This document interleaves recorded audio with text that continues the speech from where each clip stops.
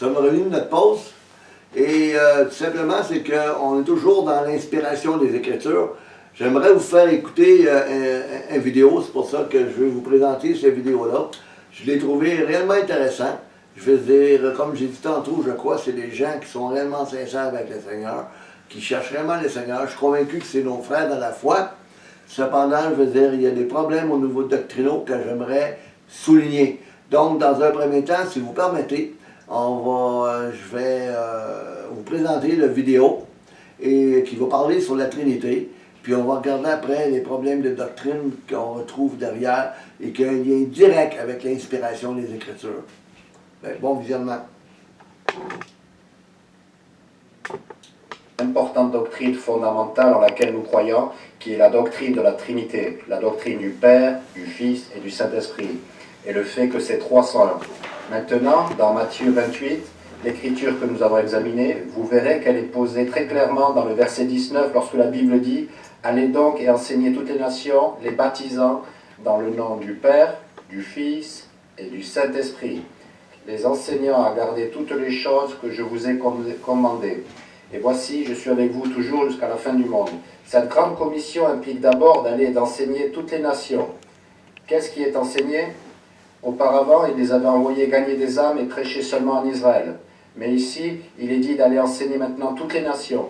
Puis il est dit, baptisez-les. Ceci est le deuxième élément de la grande commission. Baptisez-les au nom du Père, du Fils et du Saint-Esprit. Et puis, troisièmement, leur apprendre à observer toutes les choses que je vous ai commandées. Donc, enseigner toute partie de l'Écriture fait partie de la grande commission. C'est la troisième partie. Donc, quand il est dit ici, le Père, le Fils et le Saint-Esprit, retournez d'abord à 1 Jean, chapitre 5, vers la fin du Nouveau Testament. C'est très similaire à ce que nous voyons ici, 1 Jean, chapitre 5. Ceci est le verset le plus fort dans la Bible qui définit vraiment la Trinité. 1 Jean, chapitre 5, verset 13 dit cela. Je vous ai écrit, verset 7 dit, car il y en a trois qui rendent témoignage dans le ciel, le Père, la Parole et l'Esprit Saint, et ces trois-là sont un. Certaines personnes vont critiquer la doctrine de la Trinité en disant que le mot Trinité ne se trouve jamais dans la Bible. Mais ce qui est trouvé dans la Bible est l'expression « ces trois sont un ». Voilà ce que la Trinité signifie. Le préfixe « tri » signifie trois, et puis « unité » signifie un. Trinité est un moyen plus pratique de dire « trois en un ». Nous pourrions simplement dire le 3 en 1, mais ça a tout simplement plus de sens de dire la Trinité. Ceci est une doctrine biblique, mais c'est une doctrine qui est attaquée aujourd'hui. Et une des raisons pour laquelle cette doctrine est attaquée est parce que c'est une doctrine qui est propre au christianisme. Vous voyez, les autres religions actuelles vont essayer d'être œcuméniques par nature et dire « nous adorons tous le même Dieu ». Ils diront que les musulmans et les juifs et les chrétiens, toutes les régions abrahamiques, nous adorons le même Dieu. La chose qui sépare le christianisme de l'islam est que nous croyons que Jésus-Christ est le Fils de Dieu. Et nous croyons dans le Père, le Fils et le Saint-Esprit, et que ces trois sont un. Ceci est quelque chose que l'islam nie. C'est aussi ce qui nous sépare du judaïsme, qui nie le Fils, et la Bible dit que quiconque nie le Fils n'a pas non plus le Père. Mais celui qui confesse le Fils a aussi le Père. Cette chose du Père, du Fils et du Saint-Esprit, et ces trois étant un, est propre ou singulière au christianisme. Ça nous sépare de ces fausses religions. Pourquoi est-ce que les musulmans vont en enfer aujourd'hui ? Car ils ne croient pas au nom du Fils unique de Dieu. Pourquoi est-ce que les Juifs vont en enfer aujourd'hui ? Qu'ils pensent qu'ils sont choisis ou élus ou non est un mensonge, parce qu'ils ne croient pas en Jésus-Christ. Ils ne croient pas au Fils de Dieu. Et les autres religions orientales dont nous avons parlé la semaine dernière, comme le sikhisme, ils aiment toujours souligner l'unicité de Dieu. Les musulmans vont insister sur l'unicité de Dieu. Oui, nous croyons que Dieu est un seul Seigneur, mais la Bible dit que c'est 301. Cette doctrine est attaquée aussi par les versions modernes de la Bible. Les versions modernes de la Bible font beaucoup de changements pour affaiblir cette doctrine de la Trinité. Tout d'abord, ils enlèvent ce verset, 1 Jean 5, 7. Il a complètement disparu dans la NIV. Il a complètement disparu dans la New Living Translation, dans l'ESV, dans la New American Standard. Et ce qu'ils font, pour corriger la numérotation, ils coupent le verset 8 en deux et en colle une partie au verset 7. Si vous ouvrez une NIV, ça va juste dire, car il y en a 3 qui rendent témoignage. Voilà le verset entier. Parce qu'ils ont découpé le verset 8 et en ont collé des parties au verset 7. Donc ce n'est même pas une pensée complète dans ces Bibles modernes. C'est juste, car il y en a 3 qui rendent témoignage, fin de l'histoire. Les gens vont dire que ce verset est une fraude, que ce verset a été ajouté. Cela ne fait pas vraiment partie de la Bible. Eh bien, pourquoi est-ce qu'il y a tellement de nombreux versets dans la Bible qui parlent du Père, du Fils et du Saint-Esprit? Si cela était tout simplement le seul endroit où c'est mentionné, alors il pouvait dire que c'est une fraude, c'est juste un verset isolé, ça a été rajouté juste là. Mais qu'en est-il de 2 Corinthiens chapitre 13? Allez-y, 2 Corinthiens chapitre 13, je vous ai déjà montré Matthieu 28, où il a parlé de baptiser au nom du Père, du Fils et du Saint-Esprit. Mais dans 2 Corinthiens chapitre 13, verset numéro 14, la Bible dit « La grâce du Seigneur Jésus-Christ et de l'amour de Dieu et la communion de l'Esprit Saint soit avec vous tous. Amen. » Donc nous voyons ici la Trinité une fois de plus. Nous avons le Seigneur Jésus-Christ, Dieu et le Saint-Esprit mentionné. Nous avons aussi le baptême du Christ où la Bible dit « Et Jésus, après qu'il eut été baptisé, monta aussitôt hors de l'eau, et voici les cieux lui furent ouverts, et il vit l'Esprit de Dieu descendant comme une colombe et venant sur lui. Et voici il voit du ciel disant « Celui-ci est mon Fils bien-aimé, en qui je suis comblé. » Donc nous avons là la voix du ciel disant « Ceci est mon Fils bien-aimé. » Nous avons Jésus lui-même, le Fils. Alors nous avons le Saint-Esprit descendant sous forme corporelle comme une colombe et venant sur lui. Nous avons le Père, le Fils et le Saint-Esprit, tous 3 présents à cet événement. Les versions modernes vont attaquer ceci en enlevant 1 Jean 5,7. Non seulement cela, allez à Daniel chapitre 3. Daniel chapitre 3 est une mention de l'Ancien Testament sur Jésus-Christ étant le Fils de Dieu. Et cela est quelque chose qu'ils enlèvent dans les nouvelles versions et le changent en quelque chose de complètement différent. La raison pour laquelle cela est important, dans Daniel 23,5, est parce que l'Ancien Testament ne mentionne pas vraiment explicitement le Fils de Dieu de nombreuses fois. Donc chaque fois qu'il est mentionné, c'est précieux pour nous en tant que chrétiens. Et ce serait quelque chose que nous aimerions montrer aux Juifs en disant, regardez ici, dans l'Ancien Testament, le Fils de Dieu, parce qu'il y a certaines mentions comme celles-là qui sont bonnes pour montrer que cette doctrine du Fils de Dieu ne constitue pas une nouvelle doctrine dans le Nouveau Testament, mais que Dieu a toujours été le Père, le Fils et le Saint-Esprit, même dans l'Ancien Testament. Nous tenons à souligner quelque chose comme ça, mais dans les nouvelles versions, ça a disparu. Regardez ce qui est dit dans la King James Bible, dans Daniel 3,25. Il répondit et dit, « Voici, je vois 4 hommes béliers marchant au milieu du feu, et ils n'ont aucun mal. Et l'aspect du 4e est comme le Fils de Dieu.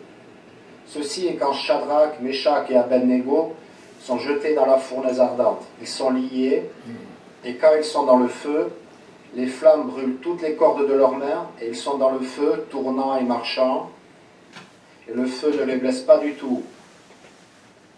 Les hommes qui les ont jetés sont morts, parce que c'était une si grande fournaise. Ils sont là, et ils marchent, et ils ne sont pas blessés. Et Nabuchodonosor est surpris par le fait que lorsqu'il regarde, il y a un 4e homme dans le feu. Non seulement Shadrach, Meshach et Abednego, mais il y a aussi un 4e homme. Il a dit, la forme du 4e est semblable au Fils de Dieu. Puis il les sort de la fournaise ardente, les 3 hommes, Shadrach, Meshach et Abednego, et ils ne sentent même pas l'odeur de la fumée.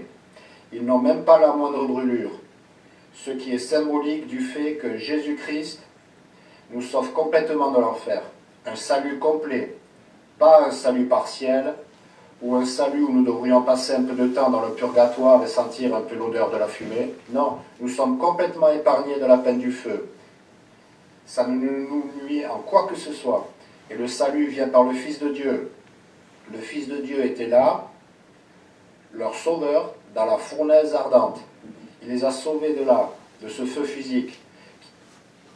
J'aimerais arrêter ici. J'aimerais souligner certaines choses dans ce que le pasteur a dit.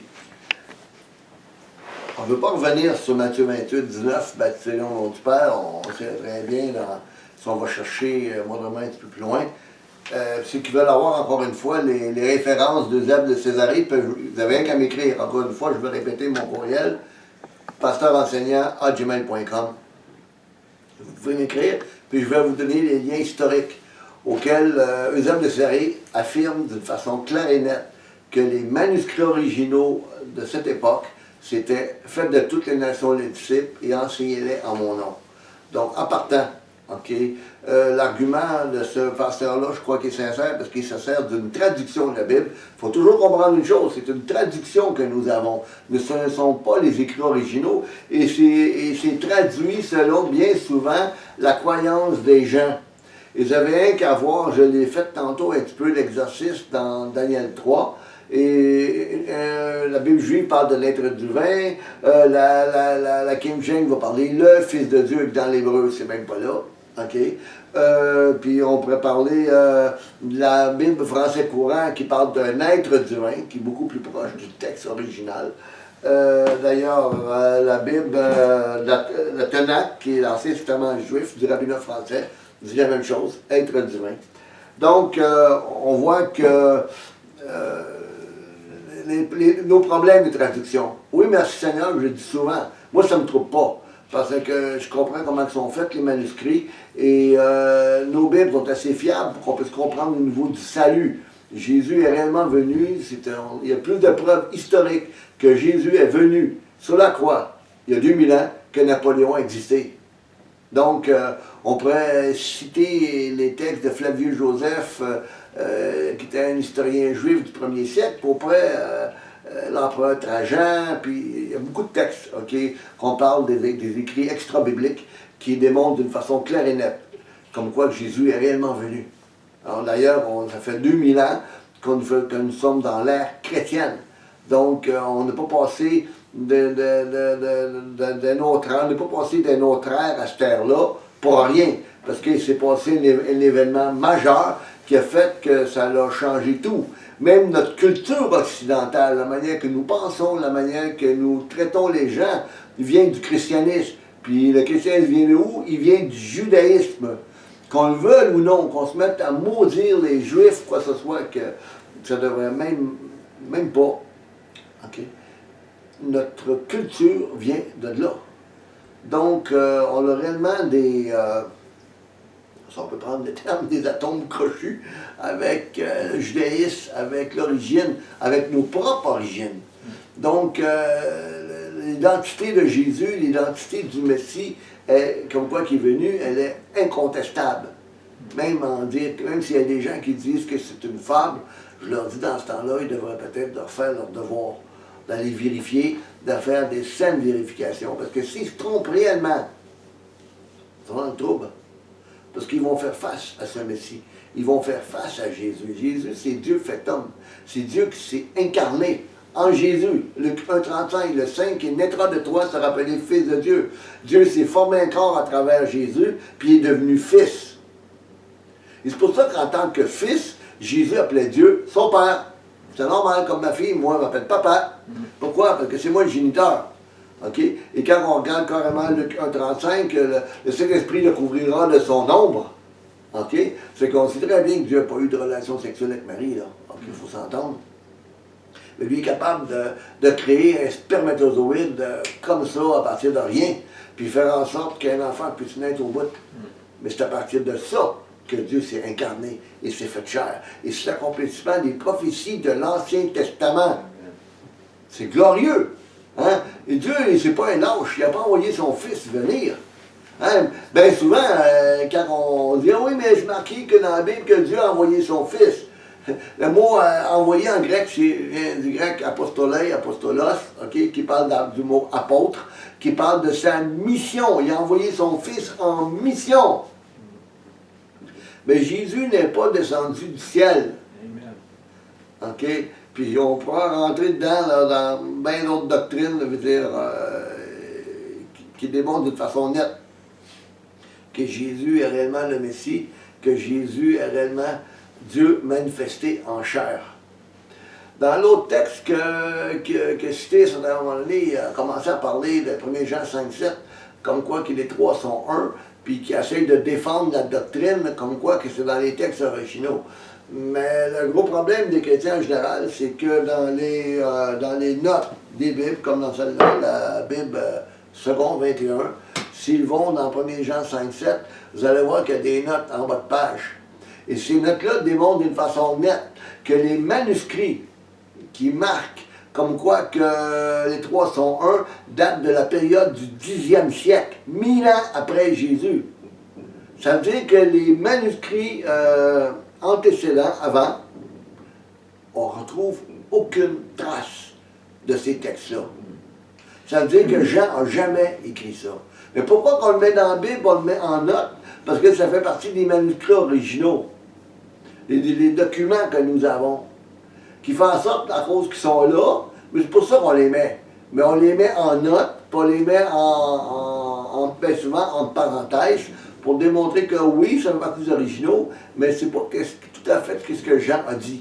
Puis on n'est pas sûr, effectivement, si Jean a réellement dit ça, parce que ces manuscrits-là, avant, n'existaient pas. Donc lui essaye de défendre 1 Jean 5,7, car c'est complètement indéfendable dans les manuscrits originaux, puis je le répète encore, c'est inexistant. Donc ce texte-là, il ne peut pas l'appuyer pour essayer de prouver une doctrine qui vient de Constantin, qui vient du catholicisme. Malheureusement, le gros problème, moi aussi je sors du milieu évangélique. Ça fait presque 40 ans que je suis à l'Évangile, puis malheureusement, on ne réalise pas qu'on est des catholiques réformés. Ça veut dire, on est carrément des catholiques. Ça veut dire, même si on ne veut vraiment pas l'avouer.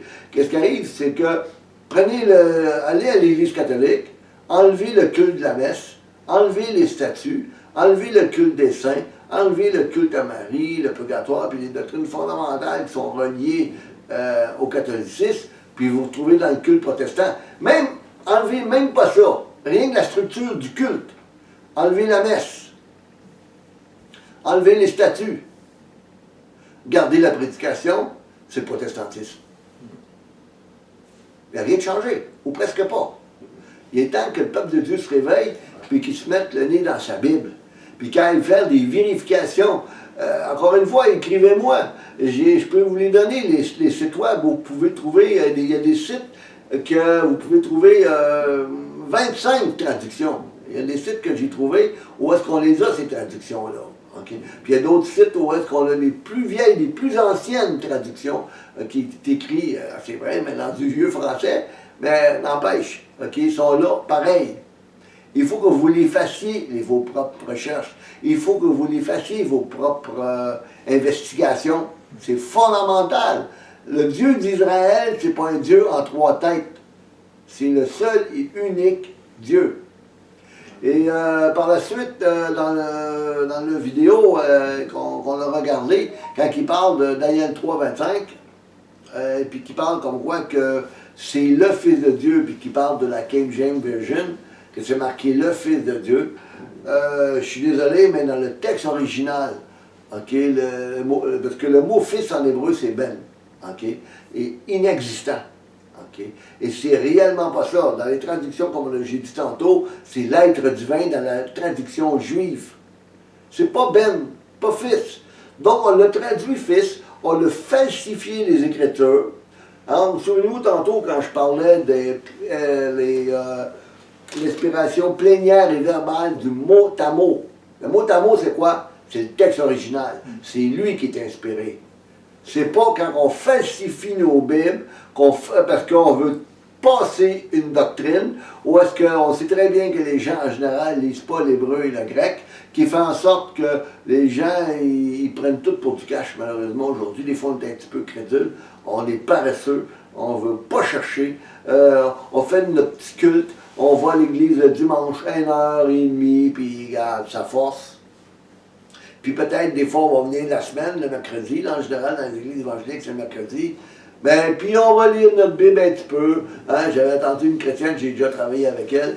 Elle me disait, ben, moi, je me contente de ce que le pasteur va dire en avant. Le verset biblique de la semaine, que je lis mes psaumes puis mes proverbes.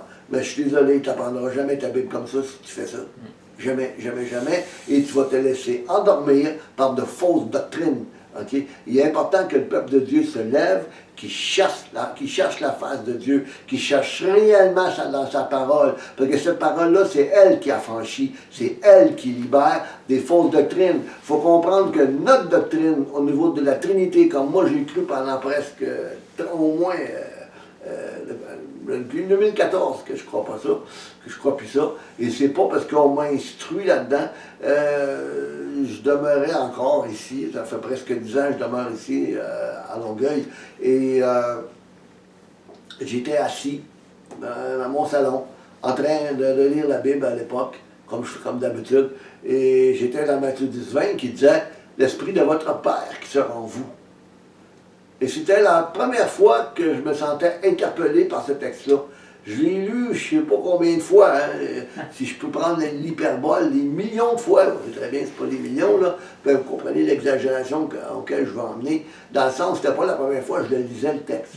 Et c'était la première fois que ce texte-là m'interpellait. L'Esprit de votre Père qui sera en vous. Et quand j'étais à l'université, quand je faisais mes études en théologie, ça est venu à m'interpeller à cause de ce que j'avais appris à l'école. Puis je me suis dit, oh, il y a quelque chose qui ne va pas. Et c'est là que je me suis mis à chercher. C'est là que j'ai scruté les Écritures. À l'époque, j'étais en accident de travail, puis ça pouvait me permettre d'être chez moi, puis de passer je passais 8 heures par jour, 7 jours par semaine. Je l'ai fait pendant 3 mois, parce que j'étais ébranlé, j'étais mélangé à cause de ces deux doctrines-là. Puis il fallait que j'aille voir clair. Et vous ne pouvez pas sortir de votre léthargie, de votre sommeil, au niveau de doctrinal, si vous n'êtes pas prêt à payer le prix. Puis un prix à payer, c'est mettre le nez dans votre Bible. Amen. Vous savez, dans les jours qui vont suivre, j'ai mon frère jumeau, il m'a appelé cette semaine, puis je vais rencontrer quelqu'un qui étudie avec les témoins de Jéhovah, qui est témoin de Jéhovah. Je ne sais pas depuis combien de temps, mais il y a 69 ans, je vais le rencontrer avec un frère, chez moi ici d'ailleurs, puis en espérant qu'il va se passer quelque chose. Mais c'est d'autres personnes qui cherchent réellement, mais qui ont été endoctrinés parce qu'ils ne vérifient pas. Ils prennent tout pour du cash. C'est un pasteur, c'est un ancien, il doit savoir ce qu'il dit. Je connais quelqu'un, moi personnellement, un frère que j'aime beaucoup, il va peut-être se reconnaître, si à un moment donné, il écoute mon vidéo. Quand j'avais voulu expliquer certaines choses, même dans le texte hébraïque, dans le grec, etc., il ne voulait rien entendre. Il dit, écoute, j'ai dit, il y en a d'autres qui ont étudié à ma place. Moi, j'avais dit à l'époque, coudonc, moi, je ne vais pas étudier à ta place. J'ai à peu près 6 ans à l'école. OK? Puis je lui ai dit, tu me dis ça. Hey, non, on doit être des disciples de Béré. On doit scruter les Écritures pour savoir ce qu'on nous dit est exact. Vous devez être prêts à creuser la parole, comme dit l'Épître de Jacques. Sinon, vous n'en sortirez pas. Vous allez vous laisser endormir dans des fausses doctrines, dans du n'importe quoi. Écoutez, il y a 32 000 dénominations en Amérique du Nord. Moi, ça me dit 32 000 doctrines qui diffèrent l'une de l'autre. Sinon, ils seraient tous unis et ils ne marcheraient dans le même pas. C'est tout du monde, 32 000 personnes qui lèvent leur petit drapeau, ça peut prendre l'image, puis qui affirment au monde qu'eux possèdent l'unique et seule vérité. Hein? Et les baptistes disent ça, les Pentecôtes disent ça, les Ménonites disent ça, les frères en Christ. Voulez-vous qu'on les nomme? On n'aura peut-être pas fini ce soir. Ils disent tout ça. Puis pourtant, Jésus a dit un chemin, une seule vérité. Pas deux chemins. Vous savez, quand Jésus est arrivé, puis il a prié le Père, qu'on soit un avec lui, pensez-vous réellement que Jésus, quand il priait, là, le Père exauçait jamais ses prières? Ben oui, il exauçait. Puis cette prière-là, alors, quand on regarde comment le monde chrétien fonctionne, Jésus n'aurait pas été exaucé. Parce qu'il y a 32 000 au moins églises chrétiennes qui sont séparées, qui sont moi je suis de Christ, moi je suis de Paul, moi je suis d'Apollos. Paul il disait à un moment donné à son temps, coudonc, Christ est-il divisé? Et c'est-tu réellement ça qui s'est passé? On fait qu'il y a 32 000 dénominations rien qu'en Amérique du Nord. Puis vous me dites qu'on a une seule église. Pas vrai. Vous avez tous des bureaux chefs. Des fois, je fais en blague, des fois, je dis, est-ce que Jésus est le fondateur de Remax? Hein, ceux qui connaissent ça au Québec, Remax, c'est une compagnie en valeur mobilière, j'aurais pu nommer une autre compagnie. Mais Jésus, quand il est venu ici-bas, puis il est venu fonder son Église, il n'est pas venu fonder un concept immobilier. Il est venu fonder une Église invisible, le corps de Christ, des pierres vivantes, dit 1er Pierre. C'est ça qu'il est venu fonder. Il est venu fonder des pierres vivantes, des gens qui sont réellement nés de nouveau, des gens qui cherchent réellement Jésus dans leur vie, qui veulent réellement le suivre, qui sont prêts à payer le prix, par écouter, par étudier sa parole. Amen. Puis la majorité des chrétiens, vous ne le faites pas. Puis c'est pour ça que vous êtes mélangés, c'est pour ça que vous êtes confus, c'est pour ça que des fois vous ne voulez même pas écouter ou quoi que ce soit, parce que vous préférez rester dans votre arrière-garde pour vous sentir sécure. Mais je suis désolé, c'est pas comme ça qu'on avance dans la vie. C'est en plongeant dans les Écritures pour savoir ce qu'on nous dit est réellement exact. Vous savez, l'apôtre Paul a dit à un moment donné, examinez-vous vous-même, éprouvez-vous vous-même pour savoir si vous êtes dans la foi. Examinez-vous vous-même. Êtes-vous réellement dans la foi des pères apostoliques? Quand on parle des pères apostoliques, là, on ne parle pas des pères de l'Église. J'aurais pu vous sortir un de mes livres que j'ai en arrière chez moi dans la bibliothèque, qui est les pères de l'Église, l'initiation aux pères de l'Église. Puis si vous metteriez à lire ça, qu'est-ce qui s'est passé dans les siècles, 2e, 3e, 4e siècle, vous allez vomir. Ce sont des hérétiques. Et c'est sur ça que nos doctrines sont basées. Pas sur les pères apostoliques comme Polycarpe. Polycarpe, comme je dis souvent, parce que c'était le premier disciple de l'apôtre Jean, qui était l'évêque de Smyrne. Lui, c'était un père apostolique. Mais quand on parle de Tertullien, de Origène, ce sont des hérétiques. Si je ne me trompe pas de mémoire, après, il y a eu des choses dans sa vie qui s'est passées, Tertullien, puis il s'est reviré vers la secte des montanistes à l'époque. Je ne veux pas rentrer dans le détail là-dessus, c'est le sujet là-dessus ce soir, mais c'est pour démontrer qu'on voit qu'ils ont dévié tout le temps. Et ça a pris 4 siècles pour qu'ils puissent comprendre, au moins 3 siècles, jusqu'en l'an 325, la doctrine de la Trinité. C'est bizarre. Je veux dire, quand on lit comme il faut les Écritures, qu'on lit comme il faut, je veux dire, qu'est-ce que la parole de Dieu enseigne, elle nous dit clairement que la foi a été mise en place une fois pour toutes. Une fois pour toutes. La doctrine a été mise en place une fois pour toutes. Comment ça fait qu'on l'a dévié? Comment ça se fait qu'il s'est passé des choses comme ça? Souvenez-vous, dans le livre des Actes, au chapitre 20, je ne me trompe pas de mémoire, quand Paul parle à l'église d'Éphèse. Éphèse, le pasteur, c'était Timothée. Puis Paul, il s'en allait. Il dit, je sais que vous ne verrez plus mon visage, mais il dit, je sais qu'après avoir été parti, il va y avoir des faux docteurs qui vont rentrer dans l'église et qui n'épargneront pas le troupeau. Et ces faux docteurs-là, c'est les pères de l'église qui ont rentré la doctrine de Platon. Et ça, je pourrais, à un moment donné, on va peut-être faire une vidéo là-dessus, le platoniste, vous allez vous rendre compte que la doctrine de la Trinité, puis la doctrine de Platon, il y a un lien direct. J'avais parlé à un pasteur baptiste, OK, à Longueuil, sans le nommer, OK, il m'avait lui-même avoué que qu'est-ce qu'il croyait, c'était le néo-platonicien. D'ailleurs, j'écoutais dernièrement une autre vidéo, le pasteur Taubois, OK, qui est un hébraïsant.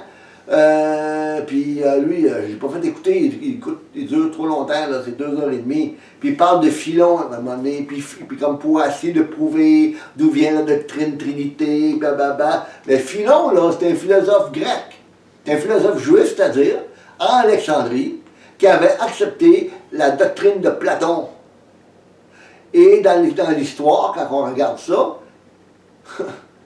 ils disent très clairement qu'il est le précurseur du néo-platonicien. Donc, je veux dire, je sais, pour certains, c'est pas mal plus creux que ce que je dis là, puis je vais terminer avec ça. Fouillez dans vos Bibles, cherchez la parole. Qu'est-ce qui est inspiré sont les textes originaux. Merci Seigneur qu'on a différentes traductions. Merci Seigneur qu'on est capable de fouiller. Si je suis capable de fouiller, vous êtes capable aussi. Puis il y a des outils sur Internet. Vous avez mon courriel, vous avez des questions, je suis libre là-dessus. Mais apprenez à fouiller dans les Écritures, et à ne pas prendre pour acquis tout ce qu'on vous dit. Que le Seigneur vous bénisse. Amen.